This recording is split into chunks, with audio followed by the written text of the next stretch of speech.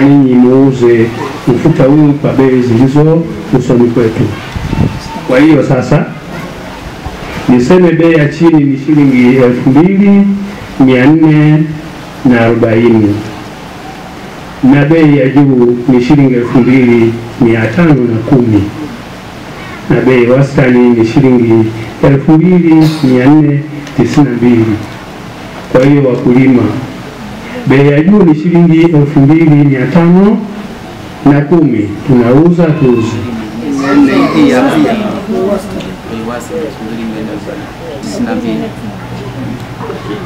Kwa hiyo bei wastani ndio ile inayotajwa, lakini mimi natoa bei ambayo juu.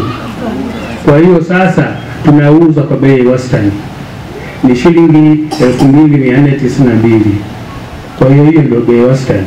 Tunapokuwa tayari ya kuuza bei ya shilingi 2510, maana yake bei wastani ndio itakuwa shilingi 2492. Kwa hiyo wakulima tumeuza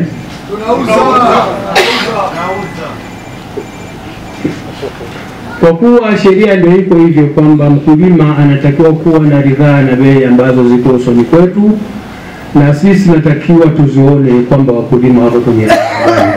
Kwa hiyo kutokana na bei zilizo usoni kwetu na ziko wazi na kila mmoja ameona kwamba bei tunayouza na ndiyo hiyo. Kwa hiyo na mimi pia nashukuru sana kuwa na idhini ya ninyi wakulima kuuza bei iliyoko mbele yetu kwa sheria sasa.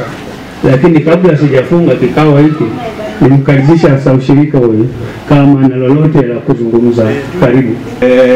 Kwanza nipende kuwapongeza kwa mahudhurio mazuri, lakini pia kupata nafasi ya kuwakilisha wakulima wengine walioko wilaya ya Tunduru. Lakini la mwisho, leo tumeona bei zetu ni nzuri ukilinganisha na muda uliopita. Sawa sawa. Hii inatokana na mazao tunayokusanya kuwa bora, lakini pia na serikali kuruhusu mfumo wa TMX ambao ndio huu unaoonyesha namna mnada unavyoendeshwa. Inatoa fursa kwa wanunuzi wakubwa kushiriki hata kama hawako hapa. Kwa yangu machache ni kwamba wakulima tuendelee kukusanya mazao yaliyo bora, lakini pia la mwisho, kwa kuwa huu ni sehemu ya mchakato wa sisi wakulima kupata malipo yetu, tuhakikishe taarifa zetu tunazowasilisha kwenye vyombo vya msingi ziwe sahihi, hususani namba zetu za akaunti ushirika. Kwa hayo machache niwashukuru sana. Tunashukuru sana kutuletea na kwamba tunaweza kunufaika kwa sisi wote wakulima kupitia mlolongo, na tunachotaka kwamba sasa hivi sisi wakulima tupate muda mwafaka ambao wa kuweza kupata yale mfumo huu, kwamba umeturahisishia kupata ile tu kwa wakati na kulingana na jinsi ilivyo. Basi tunashukuru kulingana na hilo tunachokitaka, mambo yaendelee kama kawaida jinsi ilivyokuwa. Asante sana. Kuta na kwa shukuru mnada umepita salama. Kwa sasa na bahati nzuri na benki ya wakulima ya ushirika Tunduru.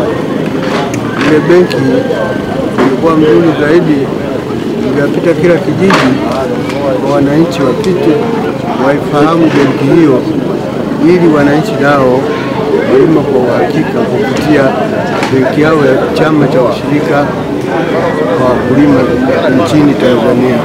Kama rais alivyozungumza, anasema mkulima anasaidiwa kupitia wanakijiji moja kwa moja kupitia vijijini.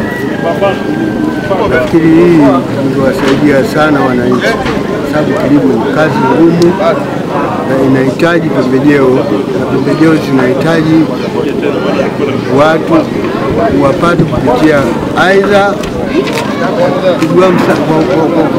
kwa kusaidia wananchi na serikali. Na isitoshe ni kwamba kule kulima mara nyingi wakipata msaada na wananchi wenyewe watalima kwa urahisi zaidi. Wananchi wanatumia nguvu kubwa, na bahati mbaya iliyopo Tunduru ilivyo sasa hivi hatuna matrekta. Kiasi kama matrekta yangekuwa yanakuja vijijini kuwakodishia wananchi nao wangelima kwa uhakika na sehemu kubwa zaidi. Shukrani sana baba.